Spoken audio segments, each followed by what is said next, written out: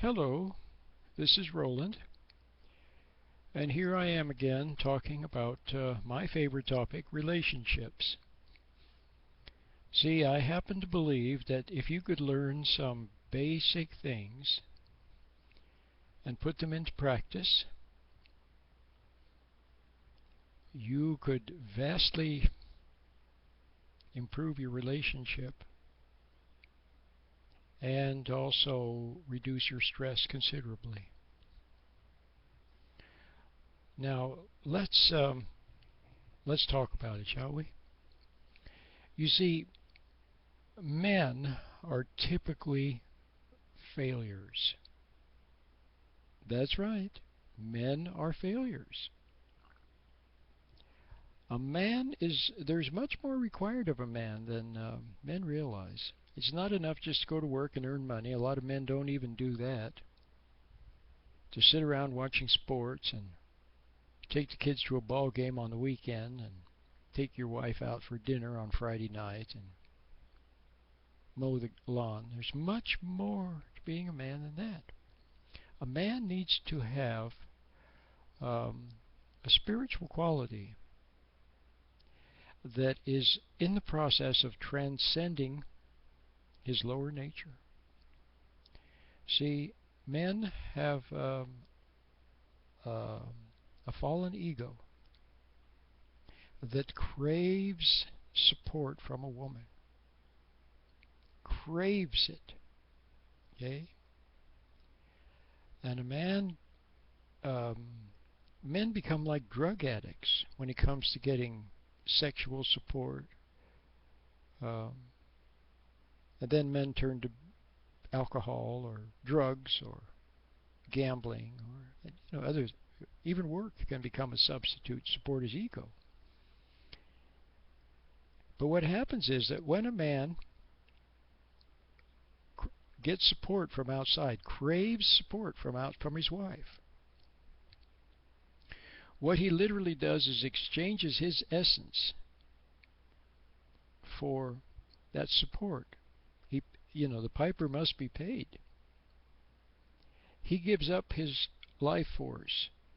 She gets his life force, okay? But she also gets something of his nature.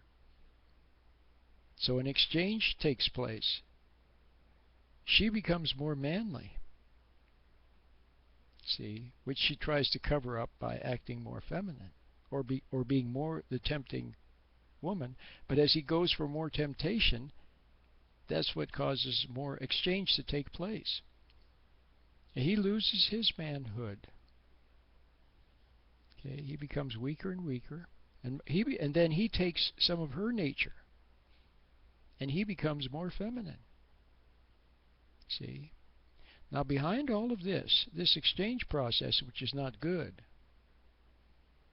okay, behind all of this is the invisible face of temptation. Let's call it the dark side. It operates through the woman. It's not her fault. It's not her fault. Men crave it and cry out for it from her. See? Now do you see now how it all goes back to the Garden of Eden? And how what we're doing is the same thing that happened to Adam and Eve? Adam was tempted. He thought that by getting knowledge, so he could have degrees on the wall and act big and smart and impress everybody and whatever.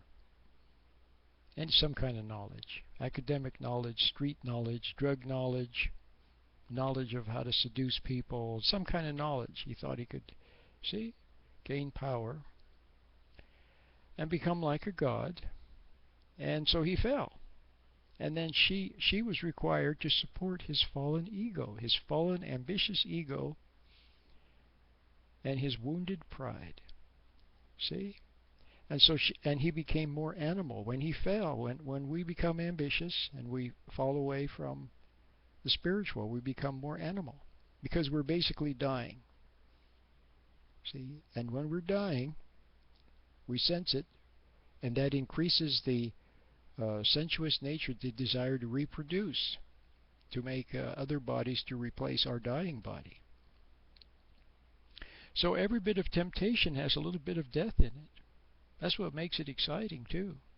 We sense it. See, it's like it has two sides.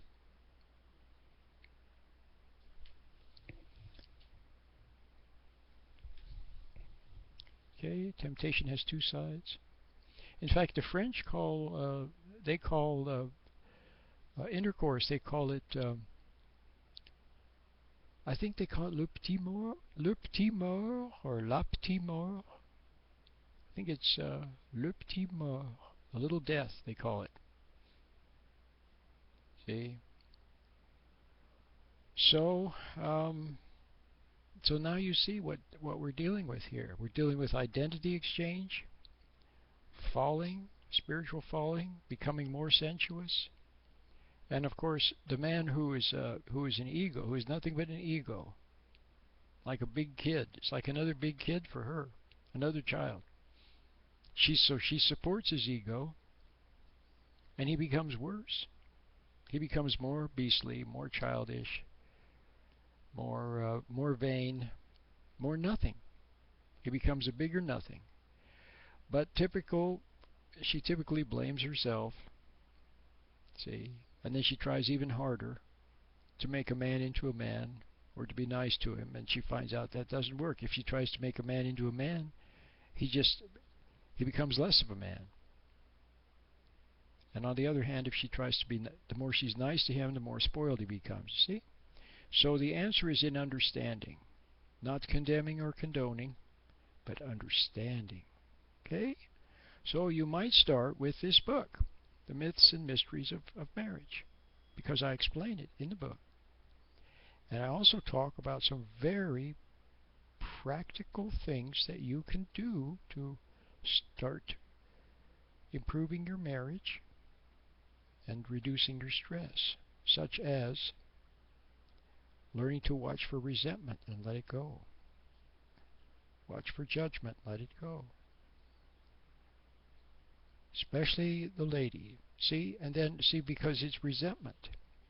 It's resentment more than anything else, and judgment. Because, see, he's so judgeable.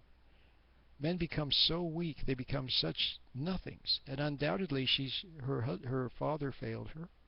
Your father failed you. Other men failed you. Your husband is failing you in some mysterious way. And so you can't help but judge men. They're very judgeable. But just realize that judging and resenting men cuts you off from your own inner ground of good, your own inner ground of love. Okay? You could read more about it in the book. I'm just giving you a hint. It cuts you off from your own inner ground of love, and that's why you feel loveless. That's why you feel empty. That's why you look to food, for example, to fill the emptiness. So if you could let go of resentment and judgment, okay, then you'd have it made in the shade. Okay? Now a lot of our issues, stress issues, health issues, are also resentment based. Depression is based in resentment and judgment. So I talk about that in my book. And for men, I talk about, well, you men just have to learn to be men. You have to go to basic boot camp and learn what it means to be a man, which is to become more fatherly. That's the hint I'll give you now, is to become more fatherly. Okay, as the years go by. Okay, so get my book. You can preview it for free at my website or at Amazon.com. I have other books too, on relationships and on food issues and so on. So they're all there for you. Be good. Okay, my name is Roland.